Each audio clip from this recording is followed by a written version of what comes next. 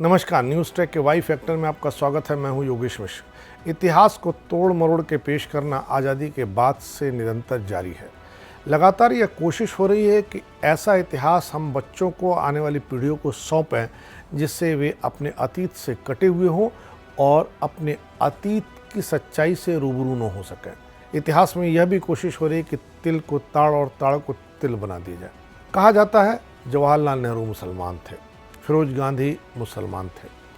कहा जाता है महात्मा गांधी ने देश का बंटवारा करा दिया। ऐसे तमाम उदाहरण आपके सामने दिए जाते हैं, रखे जाते हैं और बताया जाता है कि देश में हमारे जो बड़े महापुरुष थे, प्रतीक पुरुष थे, प्रेरणा पुरुष थे, जिन पर हम गर्व कर सकते हैं, उन एक दूसरों के बीच में कितना विभेद था, कितना अंतर था, कितना वैमनस्य था। आज हम एक ऐसे ही इतिहास के तोड़ मरोड़ के पेश करने की घटना का जिक्र करेंगे जो सुन के आपको जरूर परेशानी होगी, हैरत होगा, आश्चर्य होगा। इन दिनों एक नया सवाल उठाया गया, गुरु समर्थ रामदास शिवाजी के गुरु नहीं थे। आपको आश्चर्य होगा कि यह सवाल सियासतदान लोगों ने उठाया है जिन्हें इतिहास के बारे में कुछ भी पता नहीं है, पर उन्होंने इस सच को नकारने के लिए एक बहुत सटीक रास्ता तलाशा है और उन्होंने कहा है कि शिवाजी की गुरु उनकी माँ थी। यह सच भी है कि किसी भी बच्चे की पहली पाठशाला और पहली गुरु उसकी माँ होती है। तो एक अर्ध सत्य को एक बड़े सत्य से काटने की साजिश चल निकली है। विप्रदोषी अवर्णों के वोटार्थी प्रतीक्षारत प्रधानमंत्री शरद पवार ने यह बात कही है। शरद चंद्र गोविंदराव पवार ने महाराष्ट्र के राज्यपाल तथा उत्तराखंड के पूर्व भाजपाई मुख्यमंत्री व अंग्रेजी साहित्य के प्रोफेसर भगत सिंह कोश्यारी को बेदखल करने की मांग दोहराई है। अन्य मराठे भी राज्यपाल पर पिल पड़े हैं। बात बस इतनी है कि बीते 27 फरवरी 2022 को औरंगाबाद के एक समारोह में प्रोफेसर कोश्यारी ने कहा कि गुरु की महत्ता के कारण ही शिष्य की श्रेष्ठता है, जैसे आचार्य चाणक्य के कारण चंद्रगुप्त की, समर्थ गुरु रामदास के कारण छत्रपति शिवाजी की।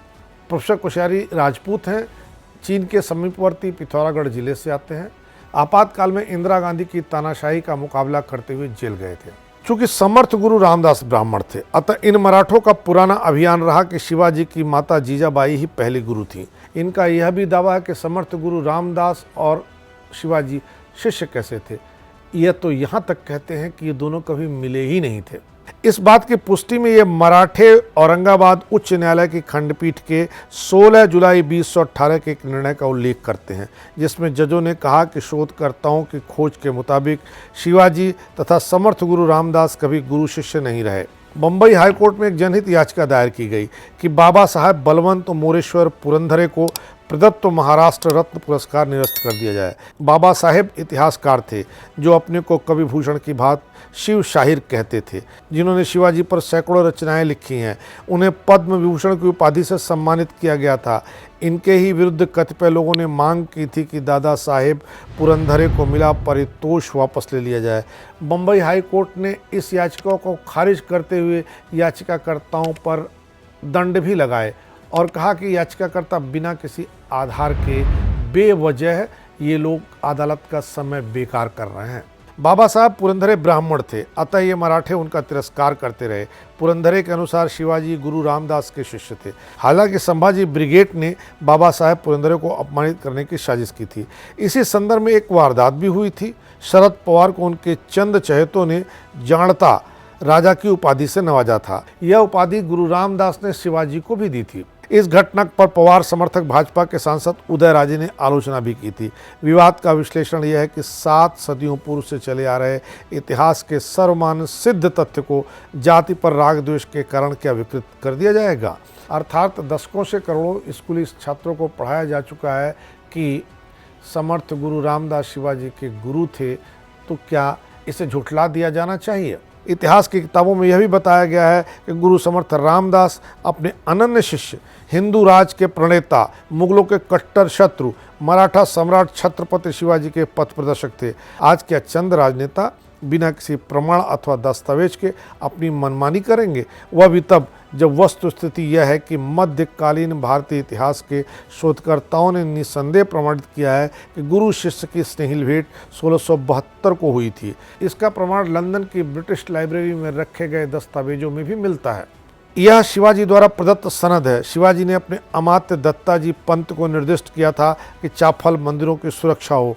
शिंगनवाड़ी में दोनों मिले थे। 15 अक्टूबर 1678 की एक शाही सनद शिवाजी महाराज ने मराठी में दिया है। इस सनद में भी गुरु और शिष्य का रिश्ता स्थापित होता है और यह पता चलता है कि दोनों मिले थे। इस विवरण के अनुसार जब छत्रपति शिवाजी को यह पता चला कि समर्थ गुरु रामदास जी ने महाराष्ट्र के 11 स्थानों पर हनुमान जी की प्रतिमा स्थापित की है, तो वहाँ पर हनुमान जयंती का उत्सव मनाया जाने लगा।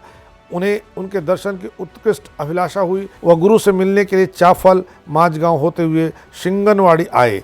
वहाँ समर्थ रामदास जी एक बाग में वृक्ष के नीचे दासबोध लिखने में मग्न थे। शिवाजी ने उन्हें दंडवत प्रणाम किया, उनसे अनुकंपा के लिए विनती की। गुरु समर्थ रामदास ने उन्हें त्रयोदशी मंत्र देकर आशीर्वाद दिया और आत्मनाम विषय पर गुरु उपदेश भी दिया।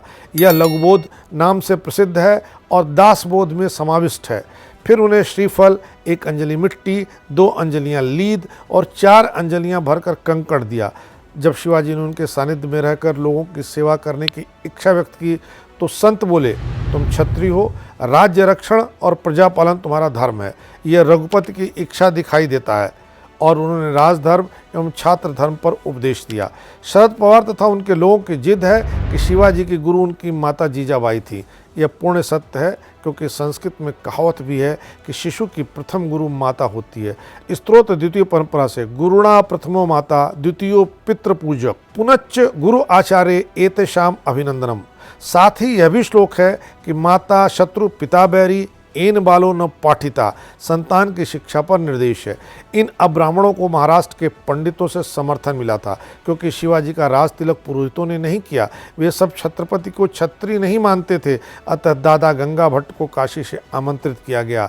उन्होंने रायगढ़ में राज्याभिषेक कराया। तब शिवाजी गुरु रामदास के आवास सज्जनगढ़ आमंत्रित करने गए, पर रामदास जी बोले, मैं गोसावी हूँ, नहीं आ सकता। किंतु उन्होंने शिवाजी को धनुष भेंट किया।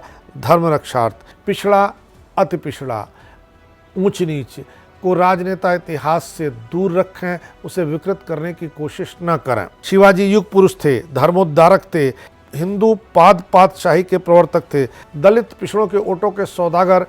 शरद पवार से अपेक्षा है कि अटखेली न खेलें, राजनीति से इस महत्वपूर्ण हिस्से को दूर रखें, राजनीति से इतिहास को अलग रखें।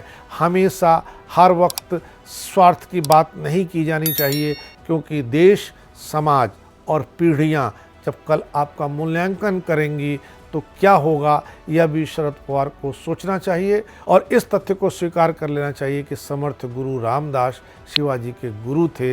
हालांकि यह तथ्य सब लोग स्वीकारते और मानते हैं कि किसी भी आदमी की गुरु उसकी माँ होती है, माँ ही पहली पाठशाला होती है। ऐसी स्थिति में जब शरद पवार की बात मान ली गई है तो शरद पवार को भी ऐतिहासिक दस्तावेज और शिवाजी द्वारा लिखे गए दस्तावेजों पर यकीन करना चाहिए। इस बार इतना ही। अगली बार फिर मिलेंगे किसी नए सवाल पर नए ढंग से बात करने के लिए। तब तक के लिए नमस्कार।